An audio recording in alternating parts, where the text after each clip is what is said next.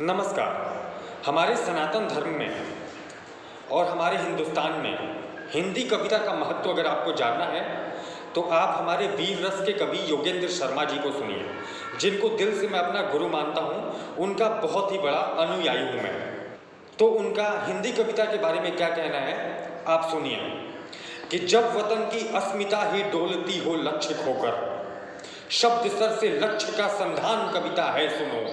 चीर सागर के मंथन से गरल का प्राकट्य हो तब, शिष्ट के कल्याण हेतु विस्पान कविता है सुनो। और मांस नोचे धर्म का ही जब अधर्मी गिद्ध बनकर, और मांस नोचे धर्म का ही जब अधर्मी गिद्ध बनकर, धर्म रक्षा के स्वरों का गान कविता है सुनो। और सागरों के शांत जल में ज्वार का अनुमाद भरकर, सागरों के शांत जल में ज्वार का अनुमाद भरकर, शब्द शक्ति जागरण अभियान कविता है सुनो।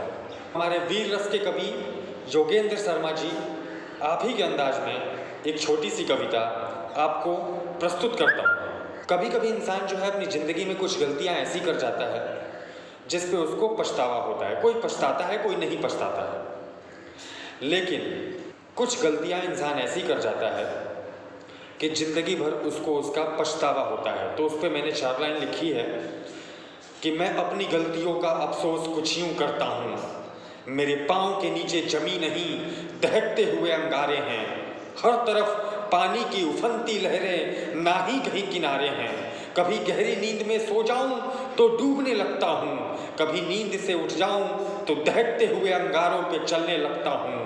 मैं अपनी गलतियों का अफसोस कुछ यूँ करता हूँ, मैं अपनी गलतियों का अफसोस कुछ यूँ करता हूँ। रिहा कर दो मुझे इस पिंजरे से, मैं उड़ना चाहता हूँ। तोड़ दो इन बेड़ियों को, मैं दौड़ना चाहता हूँ।